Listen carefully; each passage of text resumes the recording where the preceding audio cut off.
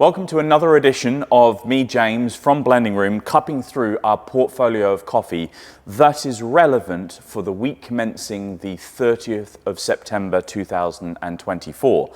So the notion with this is that I will cup through the coffees that I have roasted and are available to purchase on our website or through the roastery or potentially at Beverley Market, and maybe discuss some of the coffees that I'll be releasing in the week ahead. So on the table today we have Pantano, El Borbollon, La Bolsa, San Lorenzo, some Miwu, and the new Migoti Hill from Burundi. All of these coffees will be roasting again this week, and I will discuss the roasted batches with our PR numbers, that's the crops to roast number, so that if you wanted to refer to this cupping and this tasting, you will at least have the information that I have discussed with you about the roast. So what I'm going to do is I'll go from my left, your right, all the way through to the end. I'll talk about each coffee individually, and maybe I'll do a bit of a synopsis at the end and discuss any other matters to do with the business. So I will try and keep this to 10 minutes, and I will edit out the slurping because I know nobody likes the slurping. So let's get stuck into the Pantano now. Okay, so with this, it's very creamy. There's a little bit of soft hazelnut in there, milk chocolate on the finish, and also a touch of orange. Not a huge amount, but remember this is a brewed coffee, so the acidity will be a much more polite expression than, say, if you were having it as espresso. Another taste. Orange, creamy hazelnut, creamy milk chocolate. This would be well suited for full immersion brewing. That's where all that sweetness and unctuousness comes out. So next in line we have the that was PR number 25626 for those people who need to know. Next is the El Borbollon from El Salvador, PR number 25630.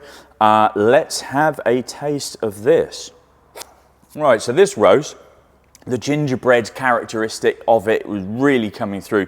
There's a touch of caramel in there, definitely chocolate on the end. There ain't no fruit in this at all. So if you're desperate to drink coffee from us with no fruit, the El Borbollon is right up for you, up your street. I have got maybe only one roast left of this and not many roasted bags of this PR number. So if you want it, this is probably the last chance saloon for you. Next is the La Bolsa, one of our core products. So this is a product that I have all year round. This is 25629, roasted batch, ready to go. Wow. Lots and lots of bright, lovely, sweet stone fruit. Think cherry, black cherry, real lovely chocolate on the end. Filter brew this, full immersion cafetiere brew this, or possibly something like a clever dripper, you know, a hybrid between the two. Lovely bright acidity. Maybe not have this on espresso, it's quite bright, especially in the cupping bowl, but delicious if you want a fruit-forward filter or cafetiere style brew. Next, the San Lorenzo. So this is 25631, roasted batch, ready to go. Another very fruit-forward coffee, but this is all citrus. Oranges, there's a touch of lemon. The oranges are like sweet orange, like clementine and tangerine and those sorts of things. Again, there's more caramels, there's more chocolates on the finish. That's super, super clean. It's just a delightful coffee, pardon me. I'm just gonna have some of the Migoti Hill. Wow.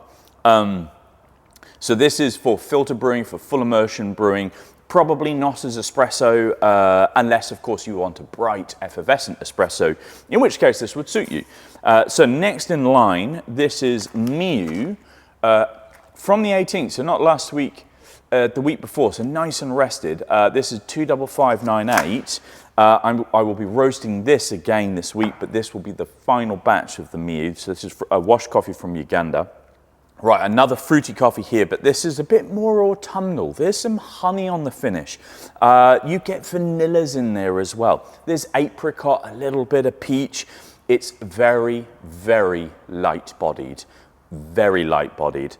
So I really would not drink this as an out and out espresso.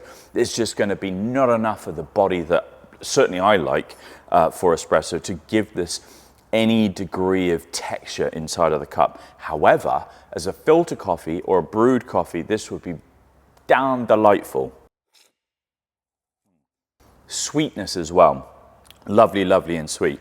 Okay, so the final coffee that's on the table today is the Migoti Hill. So this was Saturday's just gone subscription coffee release. Done good value, £10 delivered through your door, £11.50 bag. We're losing money, I can guarantee it. So maybe I should do a price increase. Anyway, let's get into it. Wow, so peaches, nectarine, fleshy, sweet, orange stone fruit, and then a wine-like or winey, I don't even know if that's the word, let's call it wine-like red berry, and then brown sugar, just syrupy, syrupy sweet. Again, this is another coffee that I'd be very focused on filter brewing, cafetiere brewing, hybridized brewing such as clever drippers or AeroPress, that type of thing, but maybe not as espresso. The orange fruit and red fruits are quite bright, quite citric, and might be a touch of a challenge. Anyway, so this is the portfolio. In synopsis, if you want low levels of acidity, less fruit, go Pantano and Borbollon. If you want something that is explicitly for filter coffee and cafetiere brewing, go La Bolsa, San Lorenzo, Miwu, or the Migoti Hill. Those last four are very focused on that end of the spectrum of brewing, and same too with color selection. When I've roasted the coffees, I've selected a color that is going to be much more akin to full immersion brewing under greater dilution. So yeah, focus on those. Another thing, just as a little statement for the business, I've got some new brewing apparatus coming down the line. So that's going to be clever drippers for those people who have been waiting for them. I will also do an accompanying video alongside that on how to brew and how to get the best out of it. For those of you who are also interested in this cupping process, which is a fantastic process to do at home to analyze coffee side by side, or to be able to get into the world of tasting or analytical tasting, I will do a short what items you need in order to cup at home very soon, probably this week, I think. And how about that? I've managed to keep it under 10 minutes. What a win for everybody. I hope this has been useful. And do let me know if you need to know anything else to do with the coffees that we're roasting. Have a great week. I'll see you around.